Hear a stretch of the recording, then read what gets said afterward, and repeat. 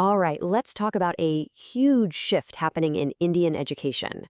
We're talking about the CBSE, the Central Board of Secondary Education, and they're doing a complete overhaul of their curriculum. So if you're going to be in Class 9 come 2026, listen up, because the way you learn is about to change, big time. Let's get right into what's coming your way. So, whether you're a student, a parent, or a teacher in the CBSE system, this is for you. The subjects you study, the exams you take, even the rules for passing, it's all being reimagined. And that really brings us to the big question right here. Are you actually ready for what's coming? Don't worry, we're going to break it all down. We'll start with the big overhaul itself, then dive into how core subjects are changing. After that, we'll look at the new skills and subjects being added, get into the new rules for assessment, and finally, we'll wrap it all up by talking about what this really means for you. Okay, so first things first, why is all this happening? I mean, this isn't just a small tweak. The entire curriculum is being rebuilt from the ground up, and it's all to align with two major national policies, the National Education Policy from 2020 and the National Curriculum Framework of 2023. The main idea here is to create a much more modern, flexible, and skill-focused system. Let's get into the nitty-gritty, starting with the subjects we're all familiar with, languages, math, and science. But as you're about to see, they're not going to look quite the same as they used to. So one of the biggest changes is happening with languages. CBSE is rolling out what they're calling a 3-language framework that's compulsory all the way up to Class 10. What this means is instead of just picking a couple of languages, students will now study 3, and they'll be sorted into these categories, R1, R2, and R3. It's a much more structured approach. And of course, there are some rules. For starters, at least 2 of your 3 languages have to be native to India. For the first year, 2026-27, only a few languages like Hindi and English are available at both the R1 and R2 levels, but they're expected to add more later.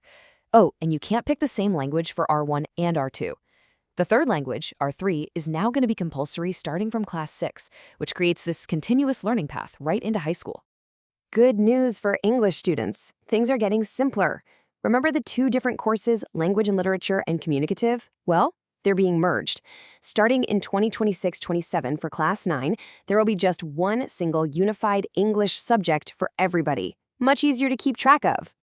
And it's not just languages. Math is getting a serious makeover too. You know that old choice between Mathematics Basic and Mathematics Standard? Well, say goodbye to that. It's gone. From now on, everyone takes the same compulsory math paper.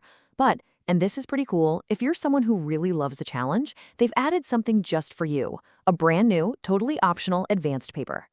So what's the deal with this advanced paper? Well, it's for both math and science. It's a totally optional 1-hour exam, and it's all about those tough, higher-order thinking skills, or HOTS questions.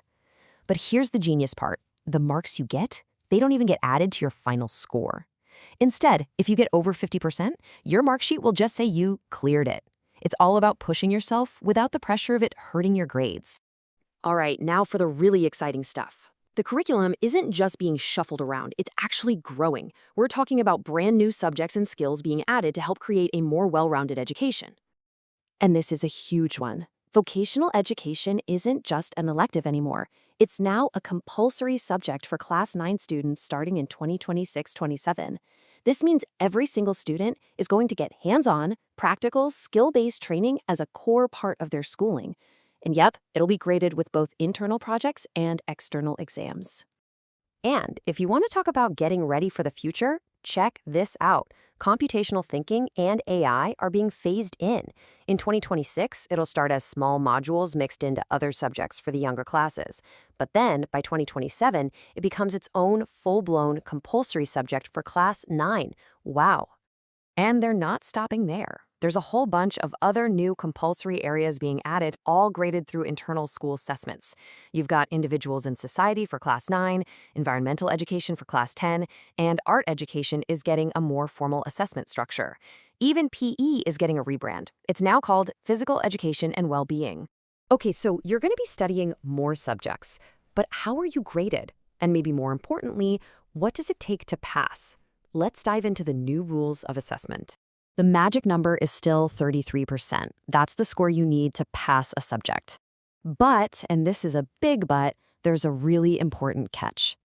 And this is the catch I was talking about. It's super important. It's not just about getting 33% overall. Nope. You have to get at least 33% in your internal assessments, the stuff you do at school, and 33% in your external board exams. They're separate buckets. You can't just ace one to make up for the other. You've got to pass both. But there is a new safety net, which is great. It's called the subject substitution rule. So let's say you happen to fail in one of the big three, science, math, or social science, but you pass your optional subject. Well, that optional subject score can actually step in and replace the failed one in your final result. Pretty handy, right? The new system also brings in a lot more flexibility for children with special needs, or CwSN. They'll only need to study one compulsory language, and they'll have the freedom to swap out any other subjects with optional ones that better fit their individual learning styles and needs. Okay, deep breath. We've covered a ton of ground. New subjects, new rules, new structures. So for this last part, let's zoom out and really look at the big picture. What does all of this actually mean for a student day to day? This table really says it all, doesn't it? Look at the old system for Class 9, 5 main exam subjects. Now, in the new system, that can jump up to 7. Vocational education goes from being optional to a must-have, and the number of compulsory areas with internal assessment, it doubles from 2 to 4. That's a serious expansion of what you'll be learning. So let's boil it all down. What are the key takeaways? Well, for one, you're going to be studying more subjects. 2, there's a huge new focus on practical, future-proof skills like vocational training and AI. 3, it's a much more holistic approach, putting more value on those internally assessed subjects. And finally, there's actually more flexibility built in, with things like those optional advanced papers and the new rules for students with special needs.